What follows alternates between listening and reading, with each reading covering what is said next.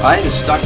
Carpenter. I'd like to thank you for taking the time to join me on today's video. In today's video, we're in session number 3 of our new series entitled QME's Crystal Ball. And in this series, we're talking about how to arrive at opinions and conclusions in your QME report that are accurate, that are truthful, that are the most perfect outcome for your particular examinee's case.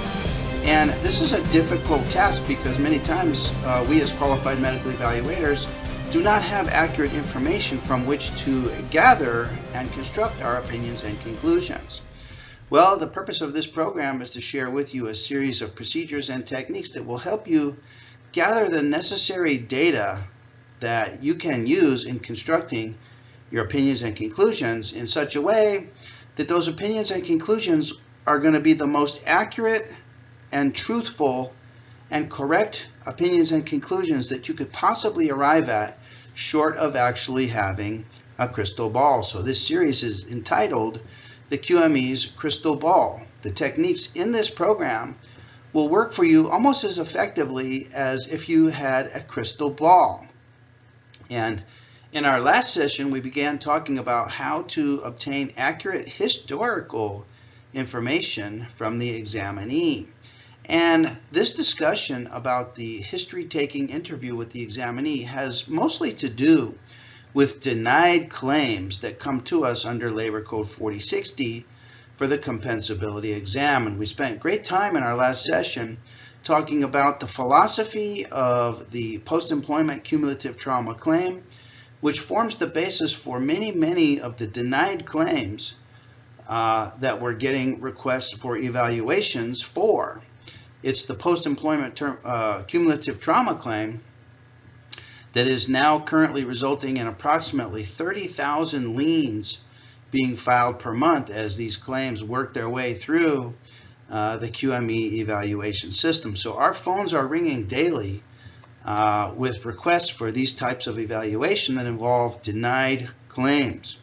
So in these denied claims, the dispute is over AOE, COE, and whether or not the claim should or should not be compensable as a workers' compensation claim. So in these claims, we talked about what the AMA guides has to say about examinees who may have a tendency to exaggerate or employ hyperbole in their quest to obtain workers' compensation benefits.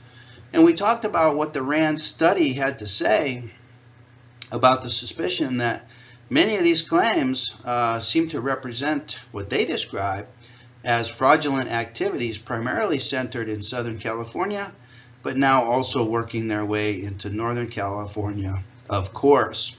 So in today's discussion, I want to continue with how to obtain accurate historic data in the face-to-face evaluation from the examinee so that you can accurately arrive at a true, correct, and accurate determination of AOE, COE and either stop a fraudulent claim in its tracks or push forward a bona fide claim and allow it to run its course.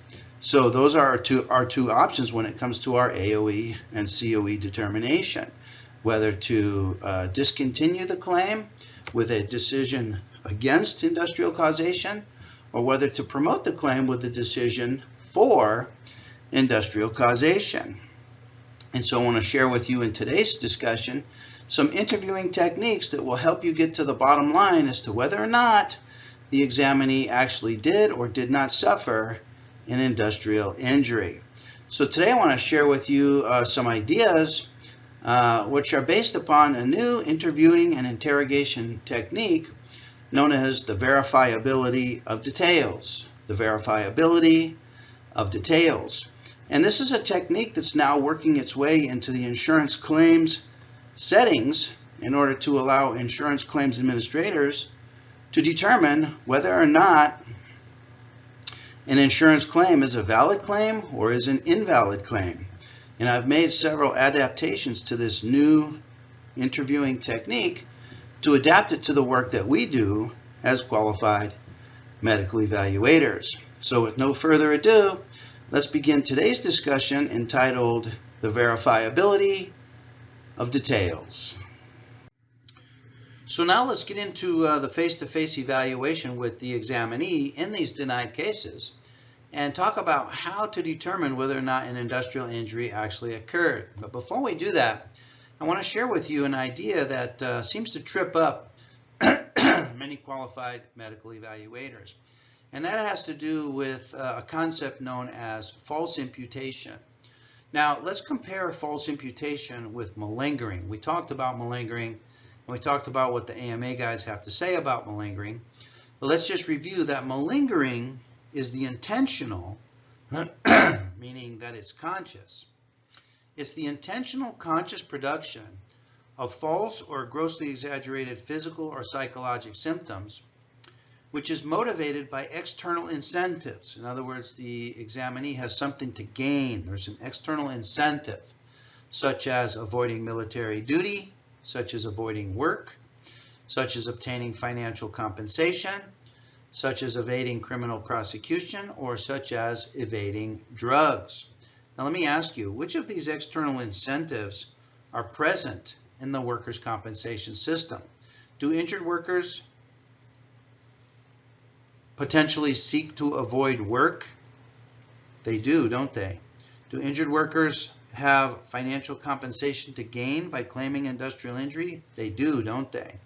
Do they possibly could they possibly be motivated to obtain drugs in the form of prescribed medications? They could, couldn't they? So many of these external incentives are already present in the workers' compensation system. But I'm going to submit to you that in my personal experience, outright malingering is rarer than what is referred to as false imputation. It's my opinion that you're going to encounter false imputation more often than you're going to encounter malingering.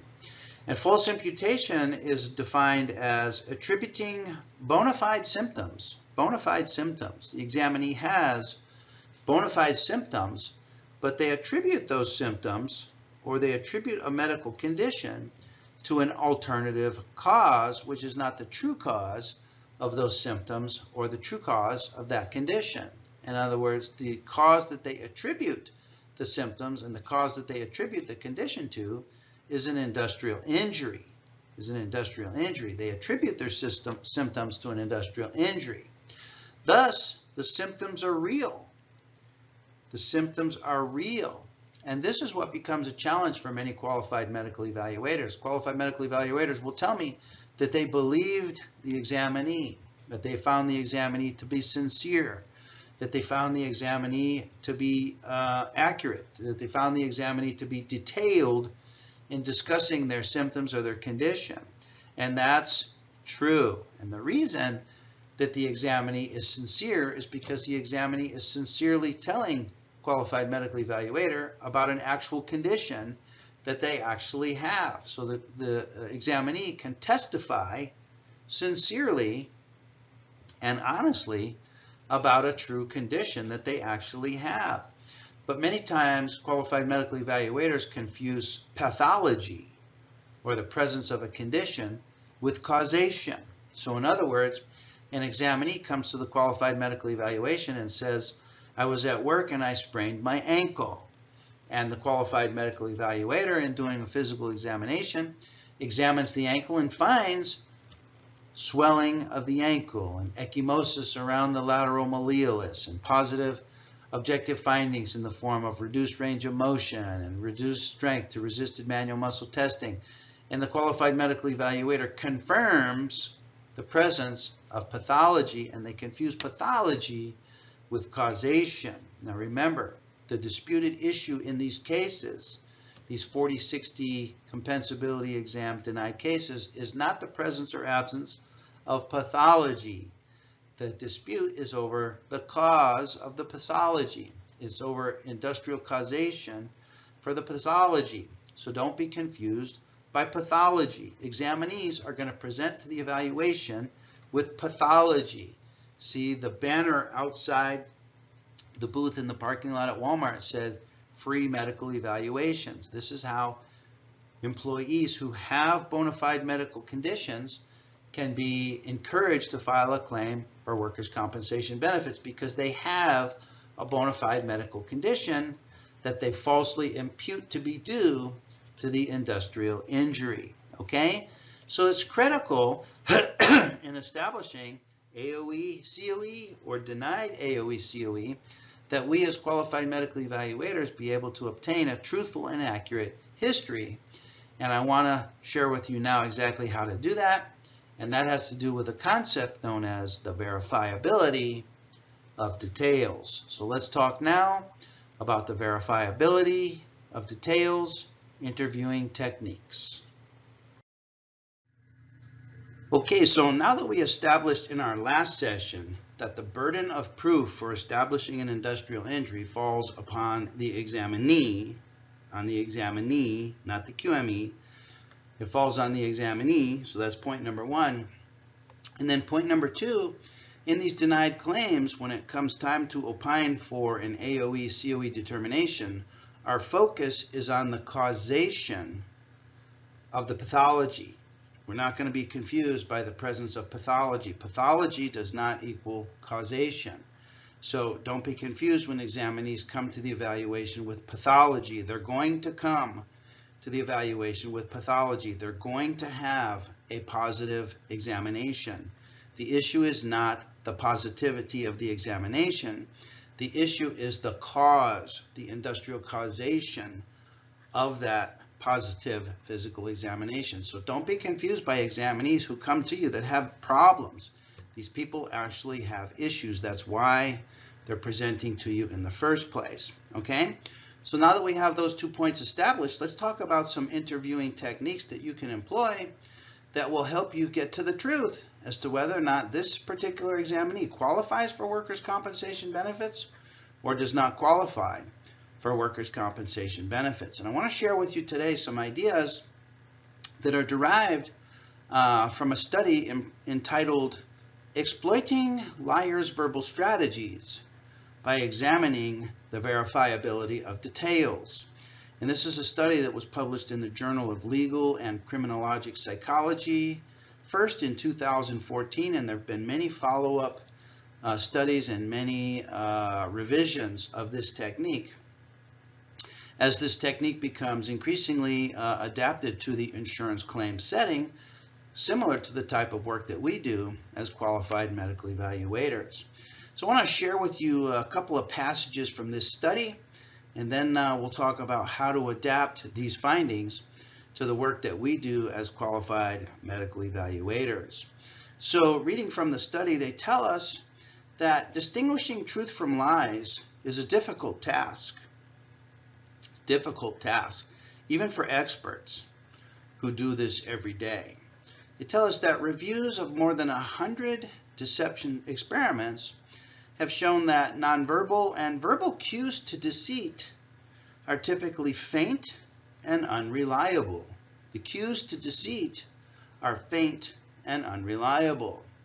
And they tell us that one explanation as to why cues to deceit are faint and unreliable is that liars cannot take their credibility for granted, and therefore they attempt to make an honest impression. You see, liars and truth tellers have different communication strategies. A truth teller can take his credibility for granted because a truth teller is simply telling the truth. A liar, on the other hand, cannot take his credibility for granted and thus must employ some techniques in order to make an honest impression on the interviewer. So therefore, truth tellers and liars have different communication strategies. And just knowing that there's a difference in the communication strategies gives us a point of, gives us a seam, gives us an opening that we can employ some techniques to exploit the seam, to exploit the opening, to open up a gap between truth tellers and liars such that we can easily distinguish between the truth tellers and distinguish between the liars. We can distinguish between truth tellers and liars by opening up a gap between the truth tellers and liars which without these techniques, these truth tellers and liars would run parallel in their communication strategies, because cues to deceit are often faint and unreliable. So we need a technique to make these cues to deceit more reliable and more obvious, and that's the purpose of the whole technique known as the verifiability of details. So the authors of this study tell us that liars control their behavior and speech. They control their behavior and speech. Truth tellers control neither. Truth tellers simply tell the truth because they can take their credibility for granted. But liars, on the other hand, cannot take their credibility for granted, and in attempting to make an honest impression, they control their behavior and speech. And behavior is nonverbal communication.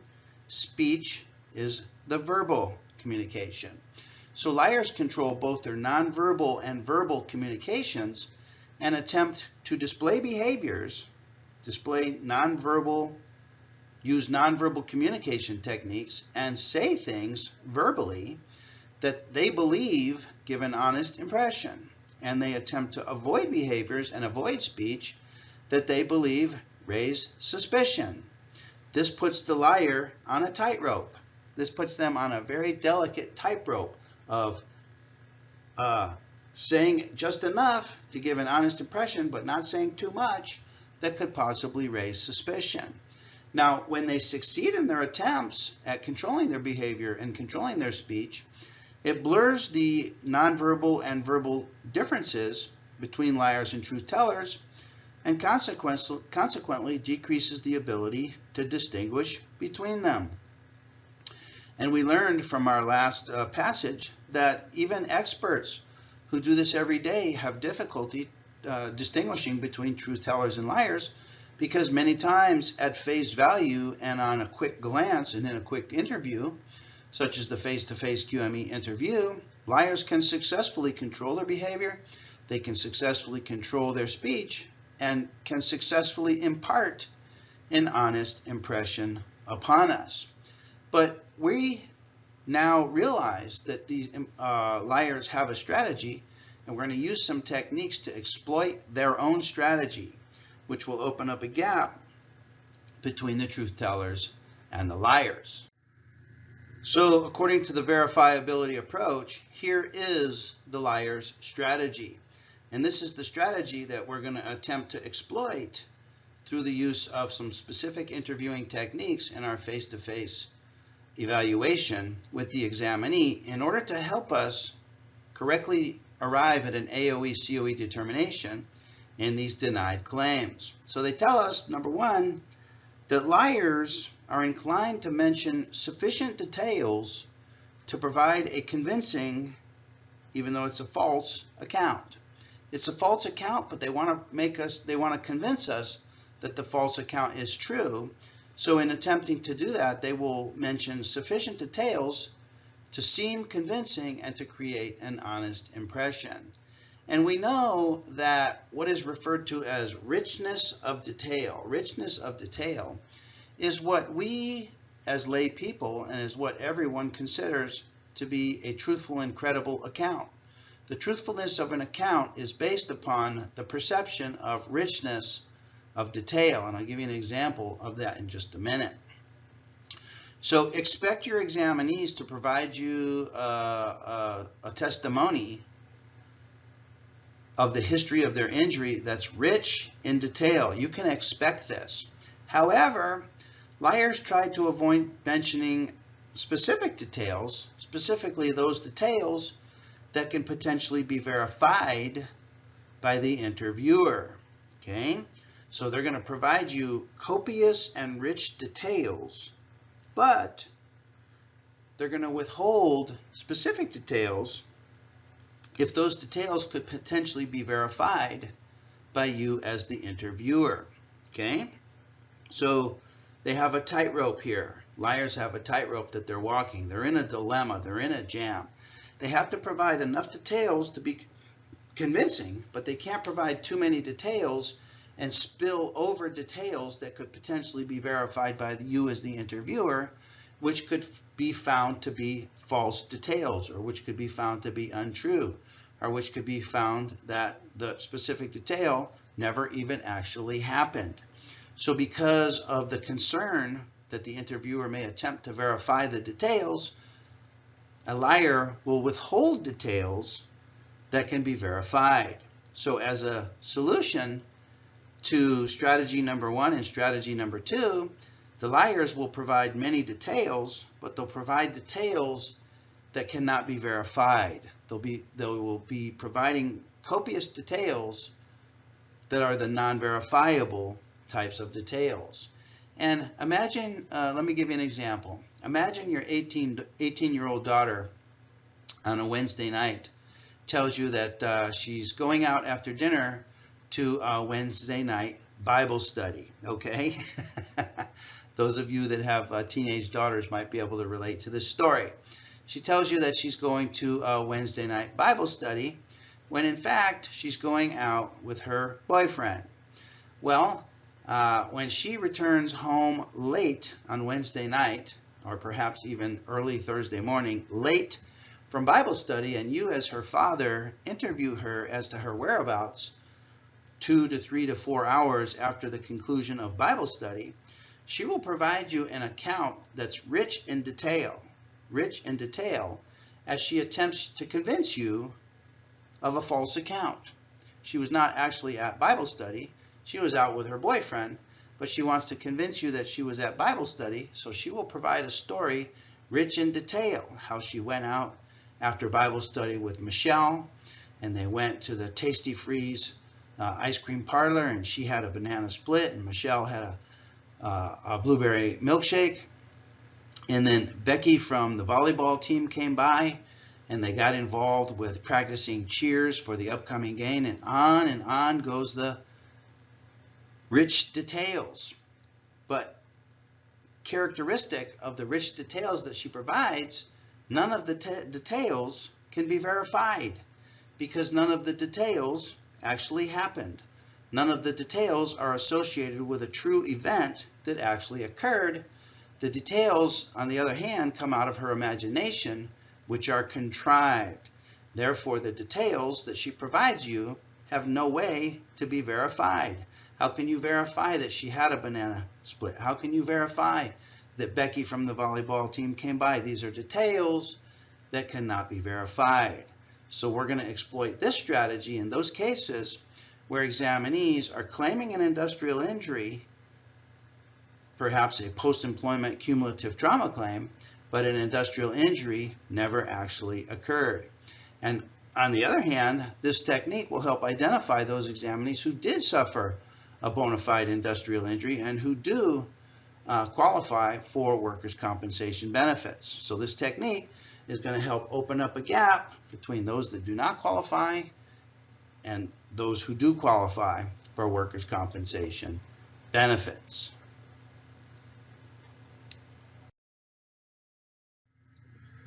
So this study, exploiting liar strategies through the verifiability of details, gives us some ideas as to what qualifies as a verifiable detail. And the criterion for verifiable details is quite tight, and I have some ideas as to how to expand these criteria for our application as qualified medical evaluators. So for example, they tell us in the study that a verifiable detail is a detail that describes an activity with an identifiable person, So you might ask the examinee, who were you working with at the time of the injury? And you want to obtain specific names that are potentially verifiable. Get exact names, first names, last names. And many times examinees will tell you, I was working with a coworker. I don't know his name. He's an Asian guy, about 50 years old, and I work with him every day, but I don't know his name. And that is an unverifiable detail. We're looking for details that could potentially be verified. Now, this doesn't mean that you as the qualified medical evaluator have to go and verify it, but you want the examinee to put forth a detail that could potentially, through due diligence and investigation, could potentially be verified. So you're looking for specific, identifiable names, okay? Second, the detail describes an activity that has been witnessed by an identifiable person. So you might ask the examinee, was the injury witnessed by anyone? Who witnessed you to have the injury? Many times examinees will tell you, yeah, my coworker was right there and he saw me fall. Well, we need to be able to identify this person with a specific name, and even better than that is, do you have a statement from the witness? Wouldn't that be the ultimate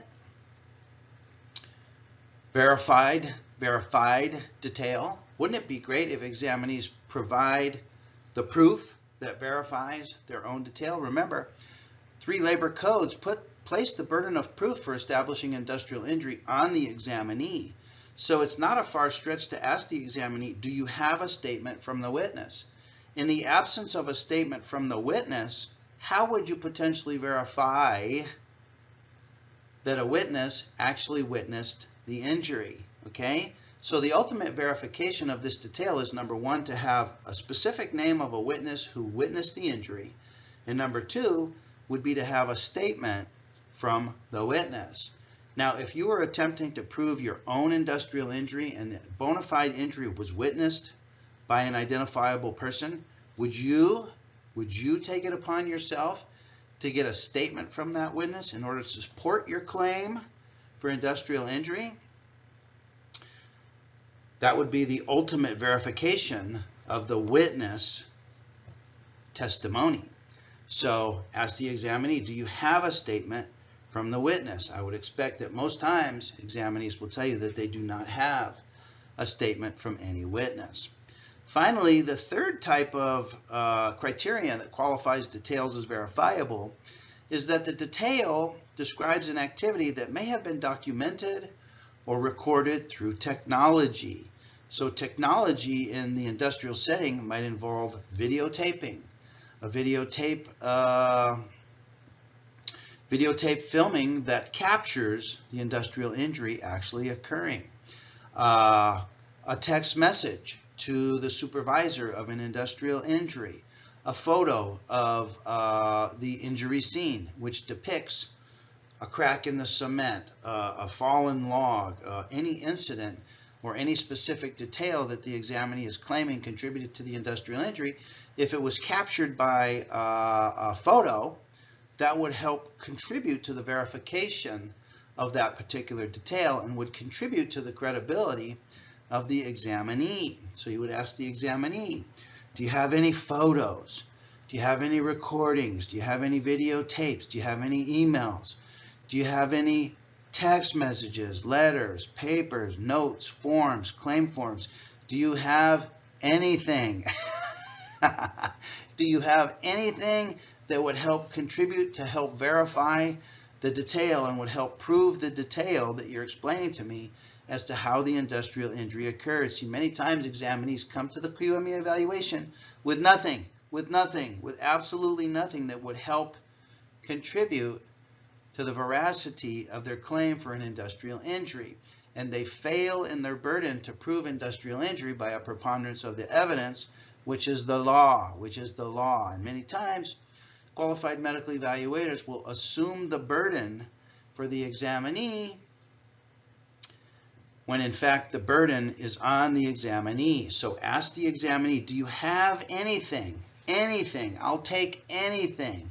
Photos, text messages, a copy of the claim form. Examinees will tell you, well, I filled out a claim form with my supervisor, Jorge. And your next question is, well, do you have your copy of the claim form? Oh, no, I didn't get a copy.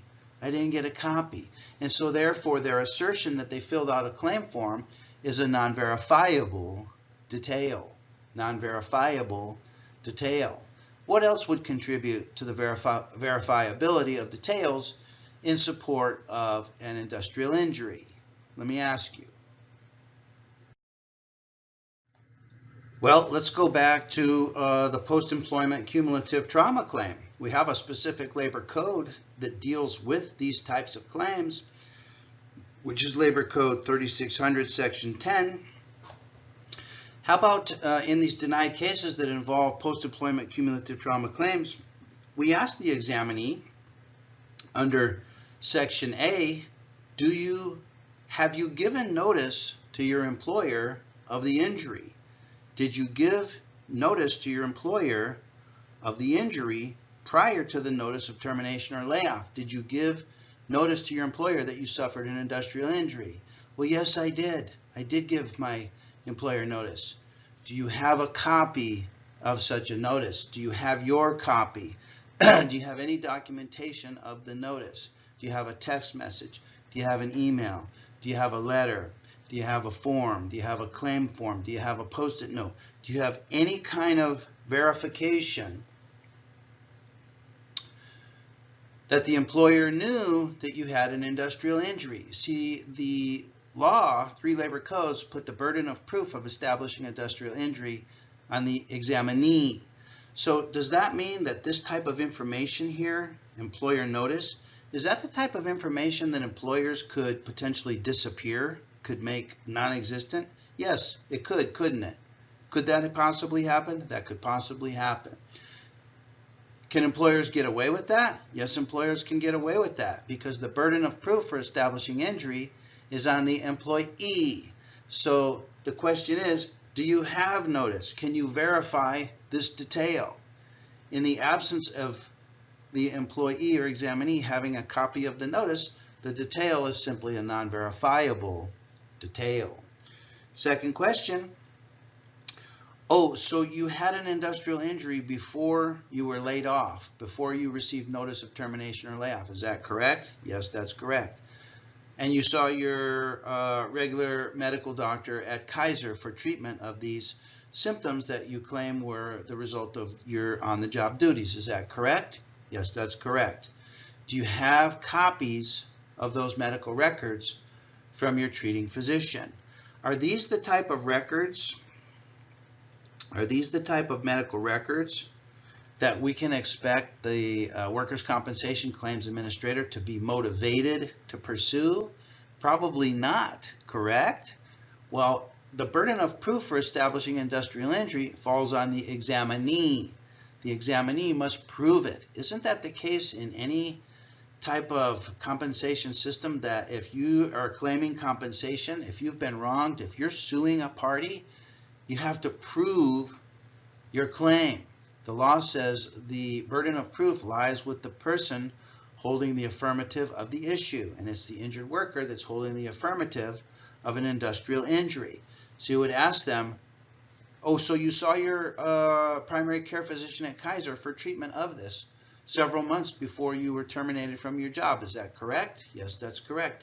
Do you have copies of those medical records? In the absence of copies of those medical records, their assertion that they saw the primary care physician is simply a non-verifiable detail. It's a detail that cannot be verified to help contribute to the preponderance of evidence that would help prove the industrial injury. So those are some specific applications of the verifiability of details, specific questions that you can employ in the face-to-face interview to help the examinee support their claim for an industrial injury. But in general, and in backing up, at the beginning phases of your face-to-face evaluation with your examinee, you could perhaps employ a script similar to the following to help open up a gap, between truth tellers and non-truth tellers, between those who qualify for workers' compensation benefits and those who do not, and help you with nearly 100% accuracy discern and distinguish between those two populations of people. You could start with a script similar to the following. You could say, Mrs. Jones, I'm now going to ask you how the industrial injury occurred, and I'd like for you to tell me how the injury occurred, and I'd like you to give me as many details as you can possibly remember. I want you to provide me as many details as you could possibly remember. Now, I want you to know that I'm going to be checking the accuracy of those details. So I want you to provide me with as many details that can be verified as possible.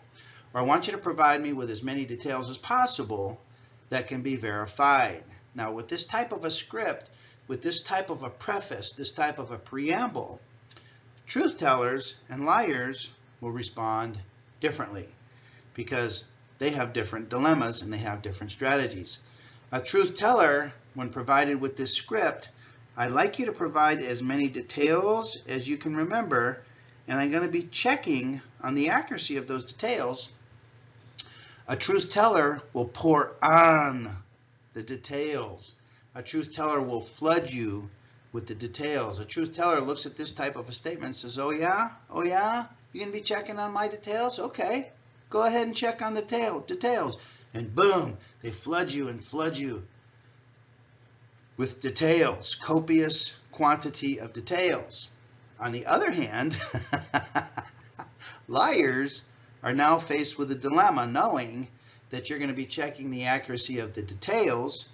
They will falter because their story, their account, does not contain details that can be verified. And this is how a gap quickly opens up between truth tellers and liars. And meanwhile, as they begin their testimony to you, you are taking down their testimony on your laptop computer, or you're taking it down on your noteboard, whatever you use in the face-to-face evaluation, and you're checking the details for the potential of verification. Doesn't mean you're actually going to go out and verify those details, although some of them can be verified in the medical records. Some of them can be verified in some administrative records that you may have. Some of those details may be verifiable on an EAMS case information search. Some of those details may be verified on a background search, okay? Doesn't mean you actually have to verify those details, but the details have to have the potential to be verified. So a truth teller will provide you with specific names, specific dates, specific places, specific circumstances. They'll point your attention to forms, documents, records, photos, witness statements. They'll provide details that can be verified, whereas liars, those who do not qualify for workers' compensation benefits, their testimony will be loaded with details, but those will be details that will not be able to be verified. Okay, so we're simply examining injured workers' accounts for the verifiability of the details contained within the stories that they tell us. And truth tellers are characterized by copious, verifiable details. Non-truth tellers' accounts are characterized by copious details, rich details, but unfortunately they're details that cannot be verified.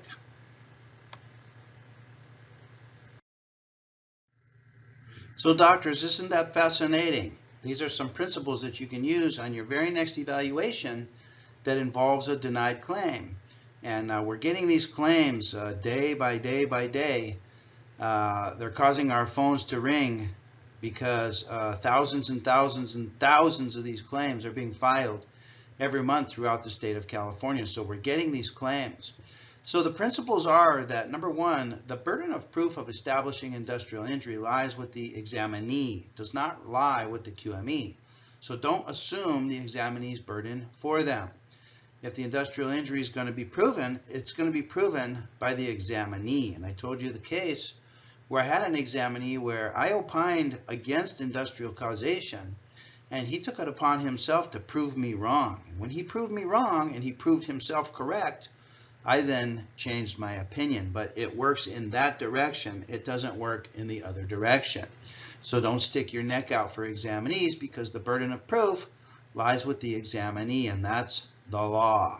Number two is you can expect examinees to present to the qualified medical evaluation with pathology, okay, and they're going to impute their pathology to be due to an industrial injury. Now, with false imputation, the examinee has pre-existing pathology. They know they need medical treatment. They're approaching trouble. They're in serious condition. Many of these examinees do not have their own health insurance coverage, and so they impute the pathology to be due to an industrial injury. And remember, the burden of establishing the industrial injury is on the examinee. So don't be confused by pathology. They're going to come to the evaluation with pathology. They have pathology. They're going to have positive physical exam findings. They're going to have positive findings on diagnostic studies. They're going to describe to you true and accurate limitations to activities of daily living, because the symptoms and the medical conditions that they have are real. But the dispute in these denied cases is not over the presence or absence of pathology. The dispute is over the presence or absence of industrial causation of those symptoms and conditions. So don't be confused by pathology. The issue is not pathology. Go through your exam, confirm the pathology, go through the diagnostic studies, confirm the pathology, provide an accurate diagnosis for the pathology, but remember that the dispute is under AOE and COE. So number 3, in order to help the examinee, in order to assist the examinee, you want to provide the examinee the opportunity to provide you testimony that contains proof of the industrial injury. You want to assist the examinee to prove their industrial injury. You do this by asking them how the industrial injury occurred and asking them to provide as many details as they can possibly remember, and then searching those details for details that can be verified. Many of the details you can verify in the medical records, okay? In examinees whose accounts do not contain verifiable details, you have no verification of the occurrence of an industrial injury, and the examinee fails in their burden to establish industrial injury. And in these cases, if you want to be correct 100% of the time on the AOE and COE determination, you have to opine against industrial injury. Now, on the other hand, when the examinee does provide details, verified details that support the claim for industrial injury, then you can opine FOR, industrial injury, and provide a thumbs up on the AOE COE determination. But in the absence of details that can be verified, you must therefore provide a thumbs down against industrial causation. And in this way, using these 3 techniques, these 3 principles, you can provide an accurate, true, and correct AOE COE determination 100% of the time. 100% of the time, until proven otherwise by the examinee. Your determination will be 100% correct 100% of the time. Okay, doctors? So I hope this helps you, and I hope you begin to implement these suggestions into your very next evaluation. In our next session, we're going to go over how to establish truth, accuracy, and get to the bottom line of the examinee's relevant medical history as it relates to their apportionment determination. So for now, this is Dr. Perry Carpenter. I want to thank you for taking the time to join me on today's video. And for now, I'm wishing you best of success in your career as a qualified medical evaluator.